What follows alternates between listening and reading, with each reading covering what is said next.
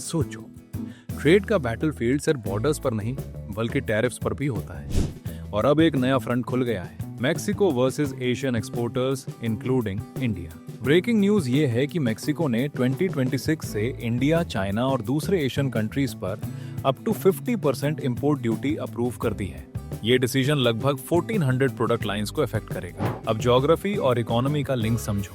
Mexico north America का एक major manufacturing hub है और यूएसएमसीए रीजन का एक इम्पोर्टेंट प्लेयर भी है। इसलिए जब यूएस ने पहले इंडिया पर टैरिफ्स लगाए तो मेक्सिको भी प्रेशर में आ गया।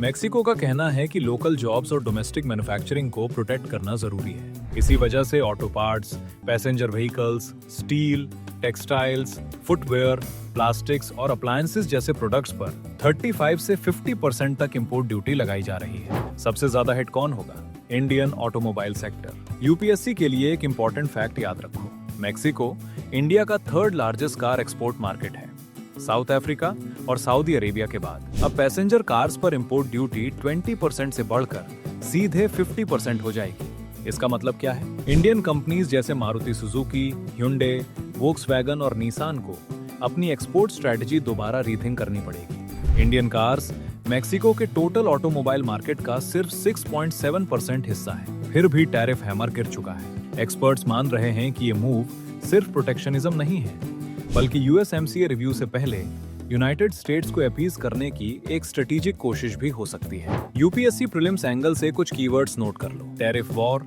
Protectionism, global supply chains, USMCA, trade deficit और ऑटोमोबाइल एक्सपोर्ट्स। और एक बात हमेशा याद रखना, टैरिफ सिर्फ इकोनॉमिक टूल्स नहीं होते, ये जियोपॉलिटिकल वेपन्स भी होते हैं। अगर ऐसे क्रिस्प और एग्जाम ओरिएंटेड करंट अफेयर्स का क्लियर ब्रेकडाउन चाहिए जो ज्योग्राफी, इकोनॉमी और इंटरनेशनल रिलेशंस को एक साथ कनेक्ट करे, तो हमारे साथ जुड़े रहिए। वीडियो को लाइक कीजिए और चैनल को सब्सक्राइब करना ना भूलें।